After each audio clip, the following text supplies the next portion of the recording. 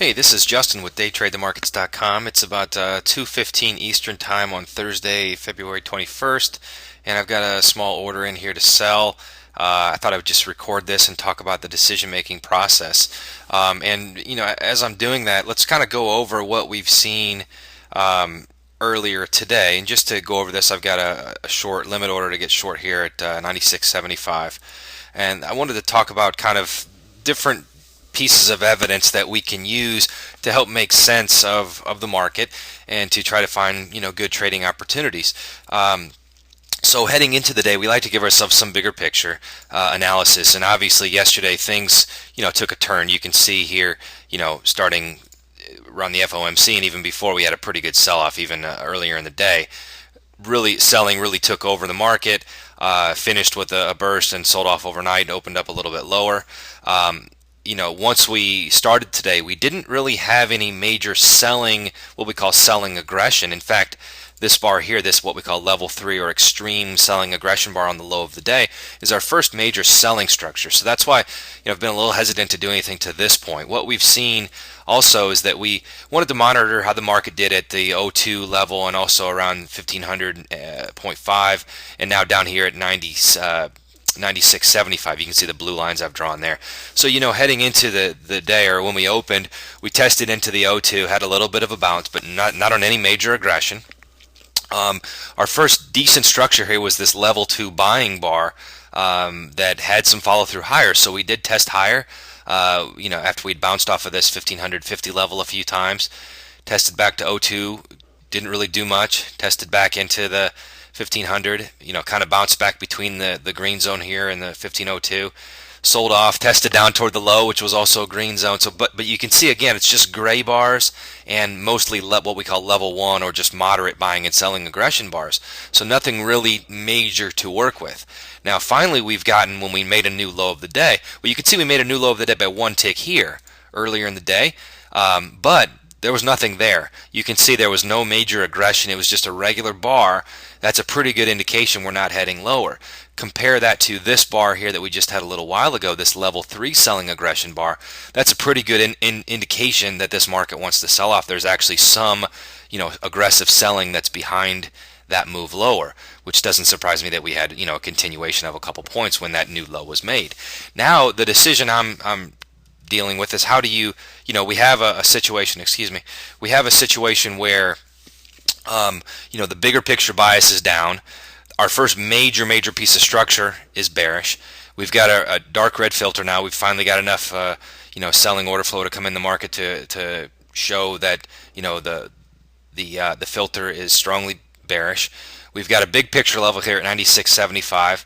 We've got a small picture resistance level between 97 and 97.75 or so, okay? And we've got this level 3 selling aggression bar. So we've got a lot of structure here to work with.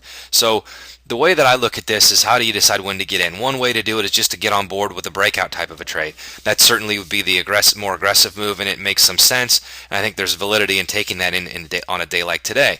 What I'm going to do is wait for more of a pullback, because I wanted to define essentially my point of being wrong. So in other words, ideally where I know I'd be wrong on the trade would be if we took out the high of this level 3 bar, took out this support zone, and even took out this mini little fractal in here. I would think we'd be wrong. So placing a stop somewhere in this area or here makes the most sense structurally. Now that's a wider stop than I'd like. So if I get filled, I'm going to reserve the right to get out earlier. But I know that also theoretically the high of this level 3 selling aggression bar should act as good resistance. So I don't want to miss out and be too conservative on a pullback, but I also don't want to be too aggressive. So I'm kind of playing it in the middle there, right around that bigger picture 96.75 level, knowing that if the market does creep up a little higher, this level 3 bar should act as resistance, and this resistance zone here should act as resistance. So I'm a little bit protected there. That doesn't mean it's going to work out 100%, but I know that I have a pretty good edge here. I can define a pretty good edge. Again, when you kind of put the pieces together, first major piece of buying or selling aggression is here. It's confirming what we thought heading into the day, which is that this market wants to sell off more. Our filter is now dark red. We've got a resistance zone to play with. We've got the high of this level 3 bar, which should again act as resistance. So a lot of things in our favor for getting short here. It's just a matter of how you like to do it. If you want to be aggressive on the breakout, certainly that's fine. If you'd rather wait for the pullback, that's also fine. That's what I'm going to wait for, is kind of a half pullback, rather than waiting for a pullback all the way to the high of that bar, which would be the more conservative play. Again, there's a trade-off with any decision that you make in trading, and that's just something that you have to you just kind of have to own. If by waiting for kind of a half pullback, I am saying that I'm taking the chance that I'm going to miss out, as opposed to if I would have taken the breakout, and that very well could happen, and I have to be okay with that. But I'm saying I want to put a little less risk on the trade by doing that. Now, in the same sense, if this thing goes against me, I could have lessened my risk if I would have waited for an even further pullback. So it's just a matter of judging your kind of preference, risk-reward preference, that sort of thing, on that. So I think I've set up the trade a little bit. What I'll do is I'll hit pause on the video so it doesn't get too long of a video, and come back when there is something new to report. Okay, thanks. Okay, I just got filled on the short here from 96.75. Excuse me. I've got my stop up here 2 points higher. I'll put it 2 1/4 higher.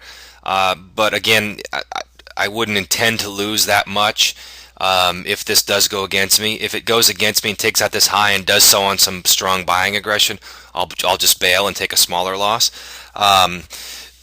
So again, that goes back to not putting your stop so tight that you get knocked out of a trade before something, before you're actually wrong. So I want to put this where I know that I'm wrong, and I know that I'm protected against some kind of major news event, some kind of extreme rally. So I'm protected on the extreme side, but I know that I can get out pretty quickly if I need to. Let's see. In terms of targets, how do I want to manage this? I think what I will do is I'll take half of my position and put it right about here on the about 6 ticks below my entry, right at this potential support zone, low of the day that has been matched once. If I was 100% bearish or 100% bullish and everything was lining up, long term, short term, I would probably want to let my whole position run as long as possible. With this, I want to give myself, because it's longer term we're still a little bit bullish, shorter term we're certainly seeing a lot of bearish activity come in, so it's semi-mixed. I'm leaning more toward the bearish side, but that's why I don't want to just put all my eggs in that basket. I want to try to protect myself and at least lock in some profit if this thing can go in my direction to some degree, and I also want to give myself the opportunity to let this thing run as much as possible. So right now we're at the point where if I was more conservative, I would have waited for this as my pullback, again based on the hot, a tick or so from the high of this level 3 bar, also at this resistance zone. So this area, I put this in quotes, should act as resistance. If it doesn't, obviously I'm wrong and things are changing, but it should act as resistance. I feel like I have a pretty strong edge here, and this market should act as resistance and sell off. I would like to see that happen relatively quickly. I'm going to go ahead and pause this, and if something changes, I'll put the recording back on. Okay, I was a little slow in getting my recording going here, but obviously this has not held, and not only did it not hold, but we got some level 2 buying to come in here. So I just exited at the market for a 7-tick loss when that came in.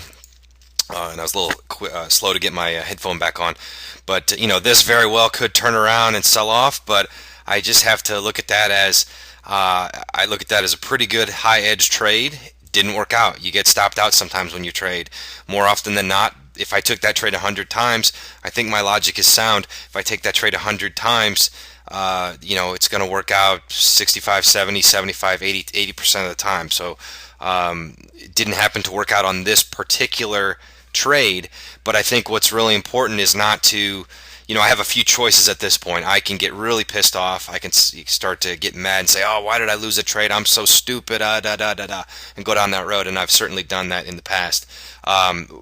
Rather than that, I'm gonna just assess, okay, did the trade that I made make sense? Did I have an edge there? Can I explain why I made the trade and why it had edge? I feel like I can. I feel like it made pretty good sense.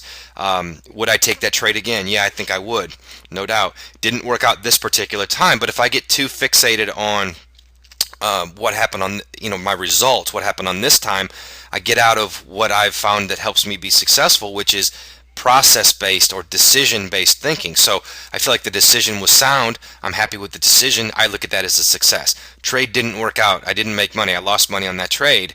That's okay. That's results based. I'm talking about process. I would make that decision again, and so I'm okay with that. So, hopefully you can take something out of this, a losing trade, and that's just part of the way it goes. Now we'll just assess. We see we have a high velocity move that just came in. We've seen some buying. It'll be interesting to see if we have one more test of the low and rally, or if this thing just continues to rally. The evidence will tell us that. We'll just kind of have a look. But I think it's good to see a losing trade every now and then. It certainly happens. But again, I'm not upset about that. It's just a trade that I think made sense, and I would take again. And so it goes. So hopefully you gain something from that, and we'll talk soon.